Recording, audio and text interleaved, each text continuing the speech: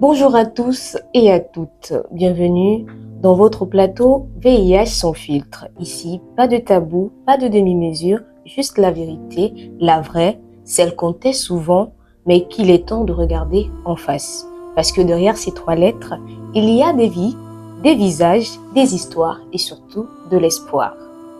Nous recevons ce matin Monsieur Thierry Nyami Mbomé, leader président exécutif international et consultant pour la défense des droits humains. Vivant depuis 24 ans avec le VIH, il est ici pour nous raconter son parcours édifiant. Bienvenue Monsieur Thierry sur notre plateau de VIH sans filtre. Merci madame. Alors, est-ce que vous pouvez vous présenter succinctement avec quelques mots à nos internautes qui nous suivent? Je suis très ravi d'être parmi vous et très heureux et ému d'être sur ce plateau de ce jour du 1er décembre 2025 qui est sur la journée mondiale internationale du VIH-Sida que selon la présentatrice tout à l'heure vous a presque tout dit, mais je vous donnerai la suite tout à l'heure. Je vous remercie.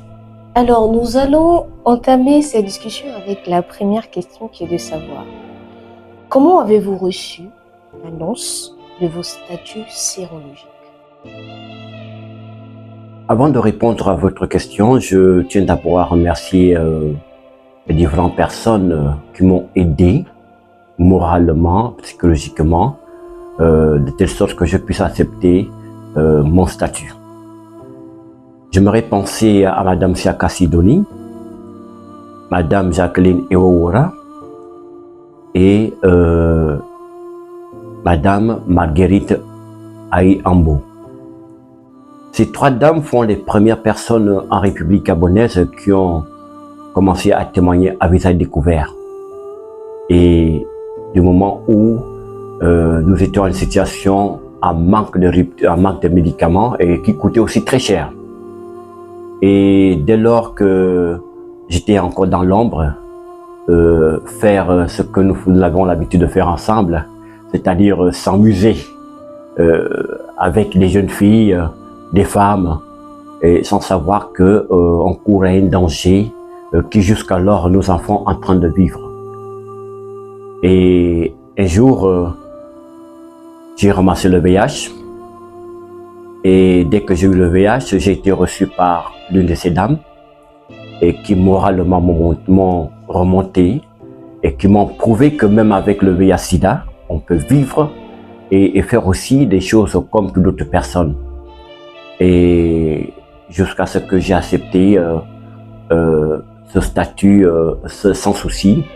Et Dieu merci parce que j'ai eu aussi des excellents médecins tels que Dr Mistoul Augustine Irène, qui est DGA au niveau de la nouvelle infectiologie qu'on a créée au niveau de Ovendo.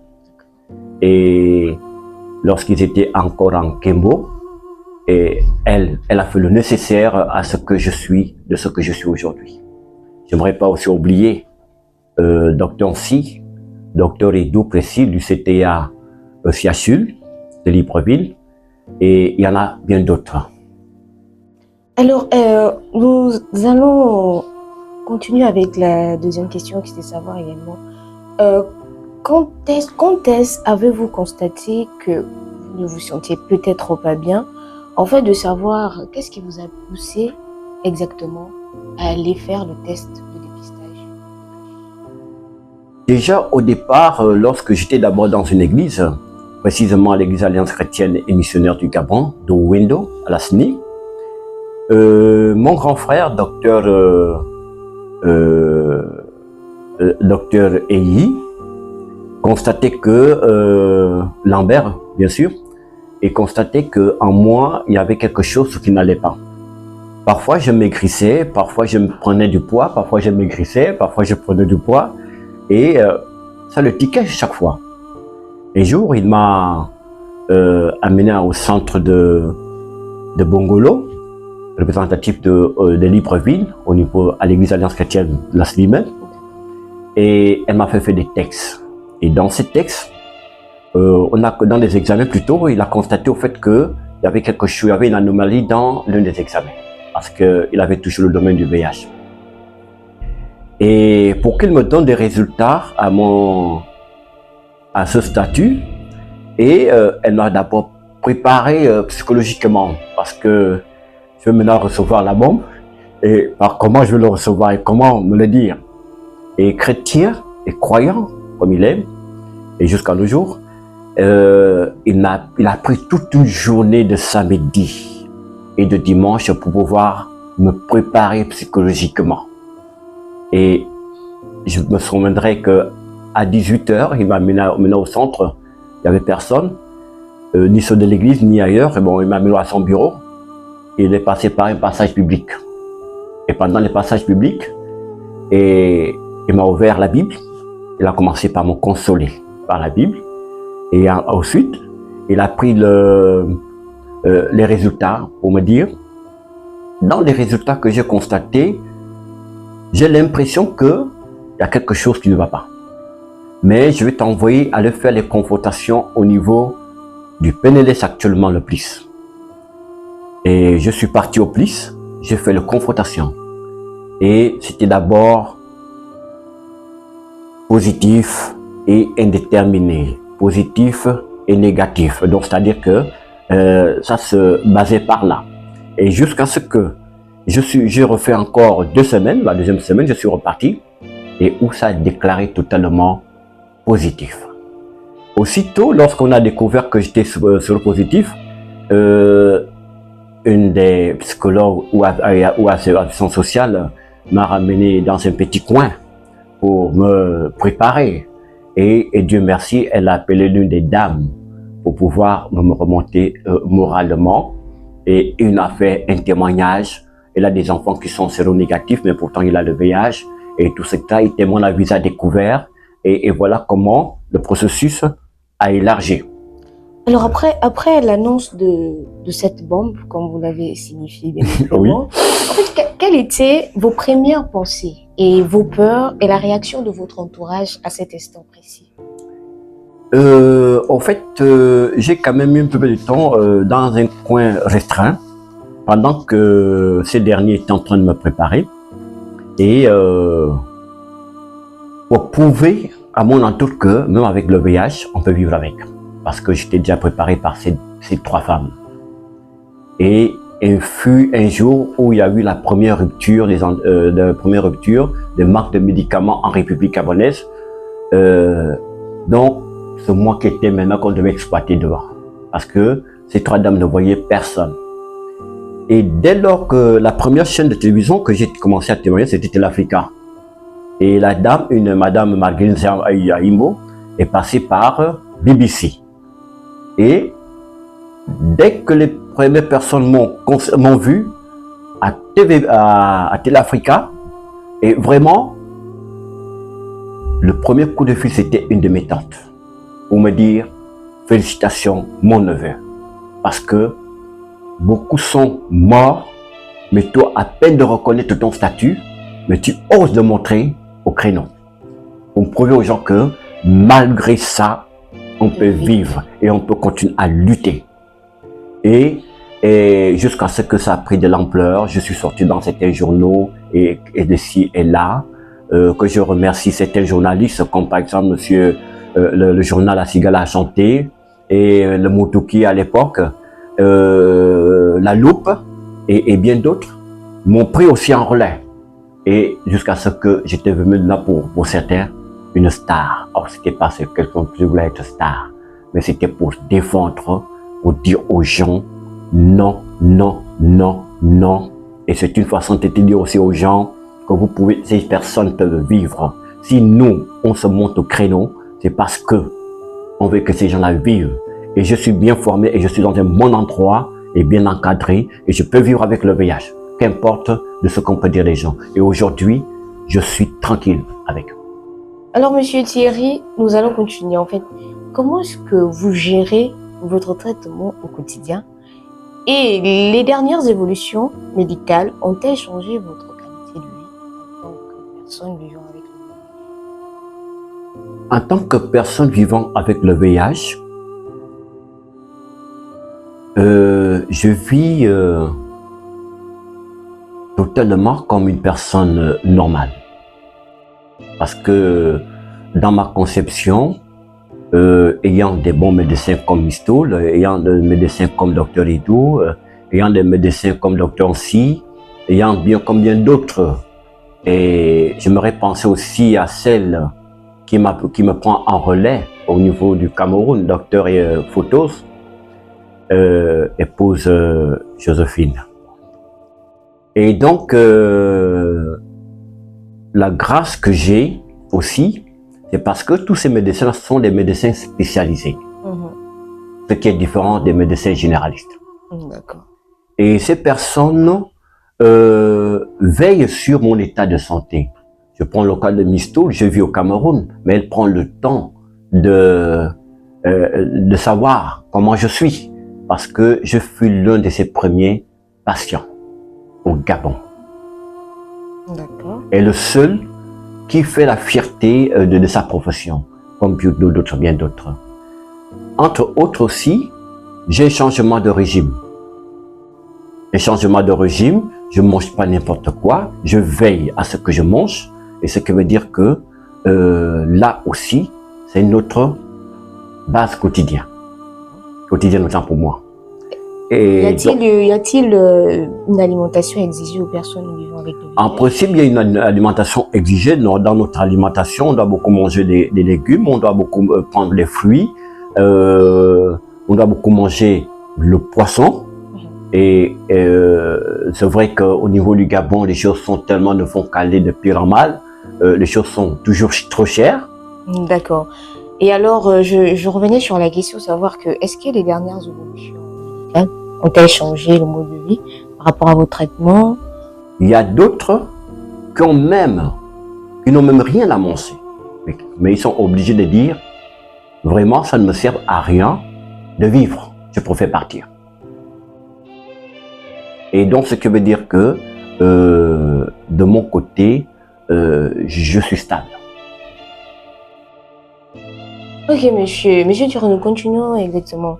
Au cours de votre vie, vous avez certainement eu des idées reçues, de fausses informations sur le traitement. Aimeriez-vous corriger quelque chose par rapport au traitement que reçoivent les personnes vivant avec le VIH? En principe, ce qui est un peu bizarre avec nous, les personnes vivant avec le VIH, c'est parce que lorsque nos médecins sont des meilleurs conseillers. Quand un médecin vous dit de bien suivre votre traitement, mais nous, on en fait le contraire. Qu'est-ce qui s'est passé? Il y a d'autres, parce que comme vous voyez, quand vous me voyez dans l'écran, je suis bien portant. Il n'y a même pas quelqu'un qui a le VIH. Oui. Je pourrais même te dire, madame, j'aimerais t'épouser. Exactement. C'est l'exemple que je prends. Oui. Parce qu'il y a certains, quand on pose un langage, c'est comme si... bon, c'est l'exemple que je prends. D'accord. Il y a d'autres... Ils veulent suivre leur traitement. Il y a d'autres qui font des choses qu'il ne faut pas faire. Par exemple, des rapports sexuels non protégés. C'est proscrit dans le traitement. C'est proscrit. C'est-à-dire ça ne défend pas d'avoir des rapports sexuels, le traitement, des rapports sexuels. Le VIH est transmis par les rapports sexuels. Il est transmis par des objets. Je pourrais même exagérer. Même la simple brosse à dents que nous utilisons. Vous brossez, vous laissez ça, l'enfant vient prendre et puis bon, et puis lui il utilise, mais il ne sait pas qu'il y a des microbes à l'intérieur, il peut l'avaler. C'est-à-dire, au fait, suivre bien son traitement ne veut pas dire qu'on doit le détruire. Parce que dès qu'on ne suit pas bien son traitement, on gaspille le premier traitement. Parce qu'on a 3 protocoles. On a le protocole A. Le protocole A, c'est-à-dire un seul comprimé. Le protocole 2. Quand tu brûles le protocole A, on te bascule au protocole B. Et le protocole B coûte déjà cher à l'État gabonais. Je parle parce que nous sommes au Gabon. Et si la personne va encore faire son désordre, il prend la bière, il boit, il fait de tout ce qu'il veut, parce que nos comprimés ne sont pas compatibles avec la boisson. Il y a d'autres qui en boivent pour dire que comme je me sens bien, ok, on peut en faire de ce qu'on veut. Ça détruit le protocole B. Maintenant, on va le basculer au protocole C. Et qui est le dernier protocole du traitement. Donc, ce qui veut dire que quand le traitement n'est plus compatible, quand il voulait encore le traitement C, le traitement, s'il fait l'erreur de prendre le traitement C, là, quand le médecin lui met déjà sur le Bactrim, pour lui dire que bon, on va t'accompagner seulement qu'avec des Bactrim, c'est pour lui dire au revoir, c'est pour lui dire que bon, on va attendre la mort à la maison. Les Bactrim, ce sont également des comprimés que vous prenez? Ce sont des antibiotiques. Ce sont ces antibiotiques en cas où il y a des problèmes de rupture, normalement. On peut te prescrire là, mais ça ne doit pas dépasser 3 mois. C'est pour cela que dans ma lutte, ici au Gabon et partout ailleurs, nous veillons à ce qu'il y ait des antirétroviraux en permanence. Parce que quand il n'y a pas des antirétroviraux, on met les gens sur des batteries. Attends, mais s'il n'y a pas de traitement, la personne doit partir.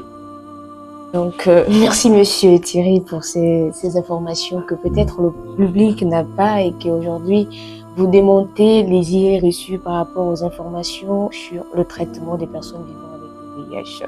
Alors, nous allons continuer. Quels sont les grands défis auxquels vous avez fait face durant ces 24 dernières années?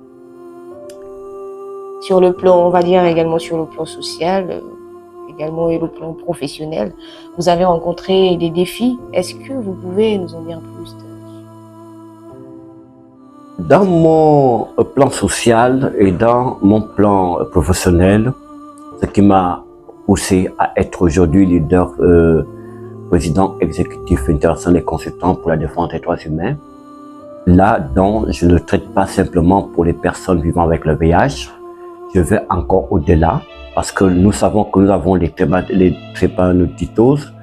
Il y a certains qui vivent avec le VIH. On a ceux qui ont l'insuffisance rénale, qui vivent avec le VIH. Et le VIH étant un virus que nous qualifions de têtu et de très sage. Et parce que c'est une maladie qui peut te dire que je vais en finir avec une bonne fois pour toutes. Et donc, ça sont les dossiers que nous traitons vraiment, que nous ne cessons de dire aux États, surtout dans notre pays où la santé n'est pas prise en compte au peuple gabonais, et ce qui crée encore une fois le non-respect des droits humains. S'il y a lieu de rentrer maintenant là-dedans, ça veut dire que les États ont vraiment l'intérêt à mettre plus de moyens dans la santé du peuple. Le peuple demande simplement à l'État une seule chose, c'est leur état de santé. Par exemple, moi qui parle aujourd'hui, je suis en pleine forme. Je ne suis pas suivi au Gabon. Je le dis publiquement parce qu'il va falloir que les gens le comprennent, parce que quand les gens me voient ici, un peu je mets 6 mois, tout ça, etc. Non, je suis ici question. Soit si on m'a invité à assister à une conférence sur le bassin du Congo, je viens, je me dépêche, je viens, j'assiste. Et si j'ai envie de rester un peu avec la famille, je prolonge mes jours, etc. Alors, vous avez défini exactement. On aimerait savoir, vos stratégies de lutte en tant qu'exécutif de lutte contre, lutte des droits humains, j'y arrive, elle s'étend seulement dans le continent africain, ou bien vous avez également donné en fait vos stratégies dans le monde entier, par exemple?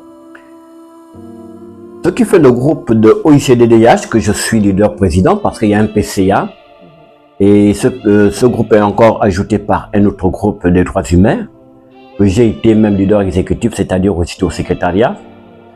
Et c'est moi qui étais au forum, c'est moi qui gérais le bureau exécutif de ces trucs, mais ils ont jugé de créer cette structure de groupe d'organisation internationale et consultant pour la défense des droits humains, qui a aussi un forum que je suis administrateur, composé avec presque 1800 membres. Ça veut dire que les Nations Unies sont dedans, la CPI est dedans, tous les Interpol sont dedans, tout le monde est dedans, même les ambassades sont dedans. Ce qui veut dire que ils ont jugé, vu les efforts que j'ai dû faire, que je puisse le faire. Je crois que là-dedans aussi, dans ce groupe, on a aussi une affaire de 320 médias Impliqué également dans impliqués dans ce forum. Et qui va voir le jour, je crois que d'ici au plus tard le 5 janvier. Et c'est un groupe qui sera destiné où on parle de tout. Et il faudrait que tout le monde sache. Et il faudra voir qu'on met de la transparence et dans tout ce qui se passe dans le monde entier. D'accord. Alors, monsieur, nous allons continuer, nous allons revenir par rapport à ce qui concerne la sensibilisation. Ouais. Alors, que direz-vous à quelqu'un, par exemple, qui vient de découvrir son statut sérologique? Jeune, vieux, c'est selon l'âge. Quel est le message que vous pourrez apporter à cette personne? Parce que nous savons très bien qu'il n'est pas facile pour une personne. Lorsqu'on parle de VIH, c'est un sujet tabou. Lorsqu'on parle de VIH principalement en Afrique, c'est un sujet qui n'est pas très perçu comme avec une liberté positive de parler en famille, entre amis. Lorsqu'on parle de VIH, on parle de stigmatisation, on parle de négligence, on parle du rejet. Alors, que diriez-vous à quelqu'un qui vient de découvrir qu'il est séropositif à cet instant? Vous, en tant que personne vivant avec le VIH, qui avait déjà une expérience bien acquise dans ce domaine.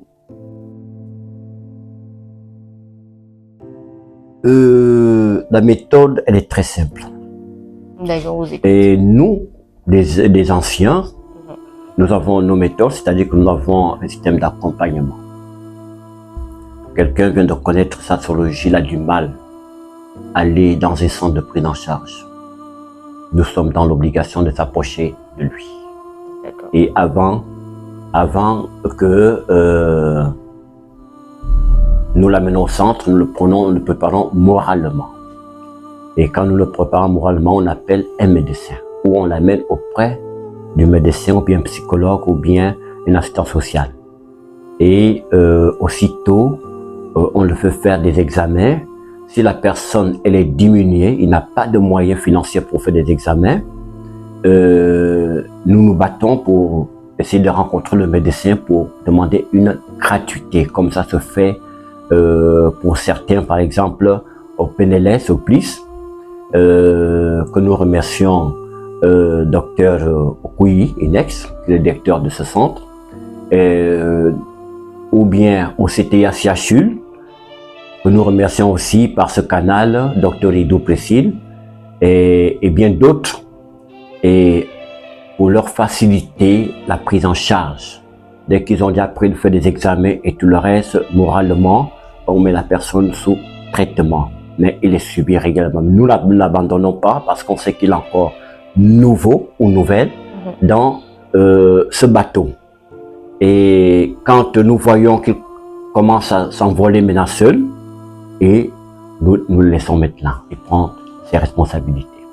Et nous ne le laissons pas simplement comme ça parce que nous partons aussi à son domicile, rencontrer la famille.